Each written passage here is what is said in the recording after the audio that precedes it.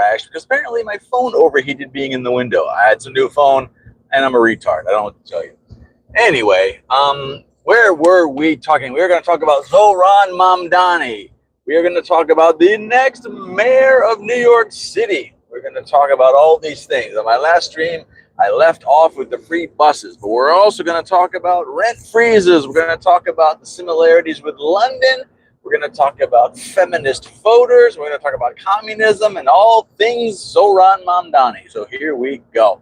Anybody wants to jump into the chat and guess where I'm driving through? I would love to hear it. I am in a very beautiful part of the country, and the leaves are changing, and it's up in the mountains. So here we go. Zoran Mamdani.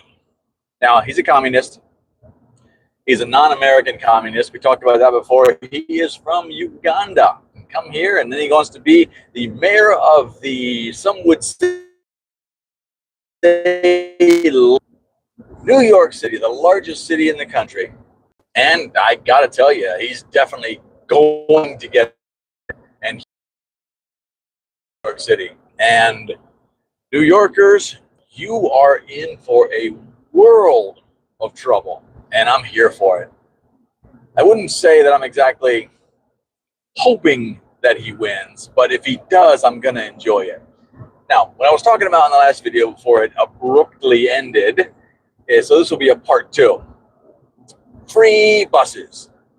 And basically, my theory is, in order to get free and faster buses, he's going to restrict car travel lanes, make it very, very difficult for cars to drive in New York, and open up all the other lanes for just buses. So yes, buses will be faster if there's zero competition.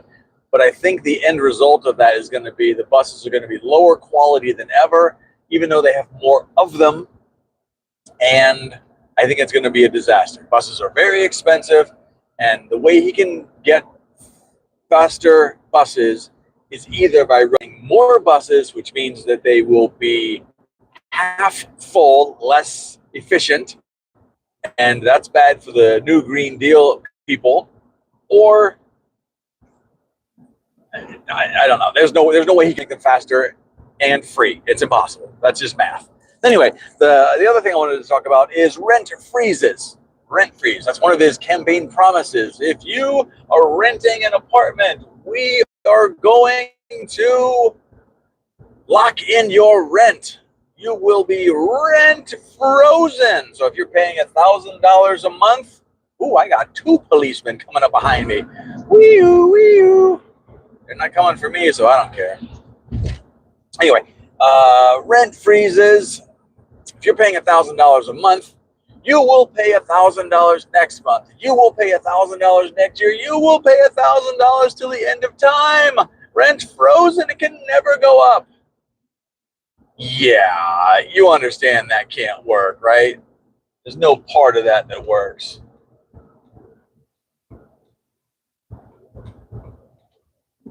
Traffic jam. Anyway, rent freezes. Listen.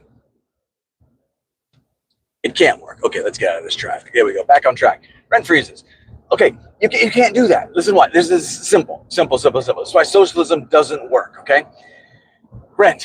Okay, let's say I am a building owner. Okay, I own rental property in real life, so this is a really easy scenario for me to understand. I bought a building for $100,000. Okay, I am going to rent it out for $1,000 a month. Let's keep the math very, very simple. Let's say my mortgage is $800 a month. Okay, so at $1,000 a month, I am just barely making enough profit to cover the mortgage and handle incidentals, maybe get a little profit along the way. Now, I know that these numbers aren't realistic, but the scenario is what we're talking about, and you need to follow along with this. Now, rent freeze. $1,000 a month is all it's ever going to be. Next month, the month after that, the year after that. Now, as a business owner, things break. Oh no, the hot water heater needs to be replaced because that kind of stuff happens. Well, that's $1,500 unless I do it myself. But that means I have to be there on site. I have to take the old one out. I have to cut the pipes. I have to do sweating the copper pipes or replace it, blah, blah, blah. Plumbing. Okay, that takes time. So I don't have enough time to go to a rental unit and do it. So I'm going to hire a plumber.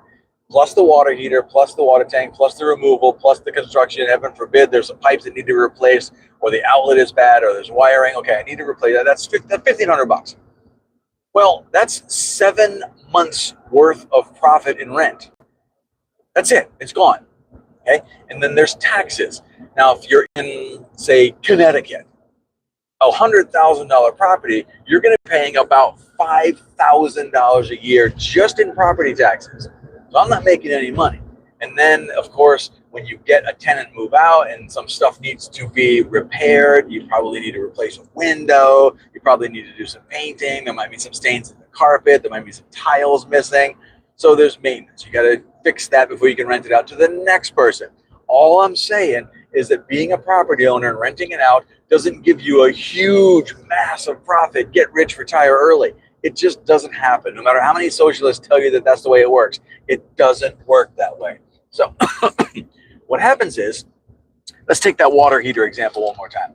I need to get a water heater replaced. Well, that may in fact cost $1,500 to buy a water heater and hire a plumber to put it in, and boom, it's done. Now, as you and everyone else knows, that the cost of things increases. So that plumber to install a water heater is $1,500 this year. Maybe next year it's $2,000. Maybe the year after that it's $3,000 because prices just go up. But that rent is locked in at $1,000. Now, that's just a water heater example and just a rent freeze example. Those are two data points right there. And that right there alone makes it impossible. But taxes also go up, okay? And maintenance and all this stuff, and just things go up. But rent stays the same. Now, at what point does the landlord realize that by having this apartment and renting it out, he's losing $200 every month? Is this property owner in the business of buying rental properties for charity, to give the money away to someone else, to just lose money? No, of course not. And you'd be an idiot to think that that is how it works. So the property owner is going to sell. He's going to sell it. He's going to kick you out. He's going to sell it. There's probably some developer or maybe a single family home or a single family, and just be done with it. Excuse me. So there's one less rental property on the market. But the people still need a house. They still need somewhere to live, but now there's one less. Well, what if this happens over and over and over again? Because it will. Well, now rental properties are locked. So people that have a rent freeze and say it's a big apartment complex that can eat those losses for a couple of years, they're never moving. They can't afford to move. They move to a new place, it's going to be unfrozen, or they reset the terms and you're done. So you're locked in to a place where you can't move.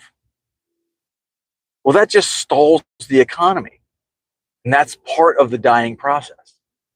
Now, but the landowners, the landlords, they're going to stop buying property for rentals in New York City.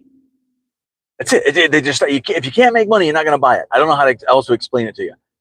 So there's less properties. There are thousands, and I'm not even kidding, thousands of properties in New York that are sitting vacant right now because they can't rent them, because they'll lose money. It's cheaper just to leave them empty, leave them vacant, than to rent them out. So that's exactly what happens. It's real easy to see. All right? The rent freeze is going to be a diabolical disaster. And who is it going to affect? Renters. The lowest income people are going to get hit the hardest. They're not going to have anywhere to live. And if they can find a place, it's going to be crazy expensive because there's just really only a few of them. And every time you break your lease and you move into a new place, they can reset the rent. But if you're already living there, they can't reset it. So you either stay, hope the landlord doesn't sell, or move out and roll the dice. Guess what? The dice ain't coming up snake eyes. You're not going to win this one. So good luck with that, New York. That's in your future. That ought to be fun. All right, what do we got next? We talked about buses, grocery stores in the last one. Rikers. Let's talk about Rikers Island. Rikers Island is a prison. It's a big prison in New York where they house some of the worst of the worst. It's pretty bad. Zoran Mamdani wants to close Rikers. Close Rikers? What are you going to do with all the bad guys? Well, we're going to make new prisons in each of the other boroughs and scatter it around. You see, the reason is because Rikers is bad. Rikers is a bad place. Oh, I got 2 comments. I have a question. Ask your question. So, Rikers, they're going to get all the people out of Rikers. 3rd, 4th, 5th, 27th time criminal. Out you go. We're going to build a new prison later. How long later? I don't know. Soon. You know, at the speed of government, we're going to build new prisons. You're gonna let the people out and then build new prisons later, and that's it's going to work out. Oh, okay, that's cool. So, where are all these criminals going to go? Oh, they're going to go back on the street to commit more crime because Democrats, as a general rule, seem to prefer criminals to citizens, to regular people, to innocent, tax-paying people. Criminals have all the rights. So we're going to let out a couple thousand criminals, hope they do better. And then he wants to defund the cops. Oh, he says he doesn't want to defund the cops, but he has in the past said he wanted to defund cops. So which one's true? Defund cops then or not defund cops now?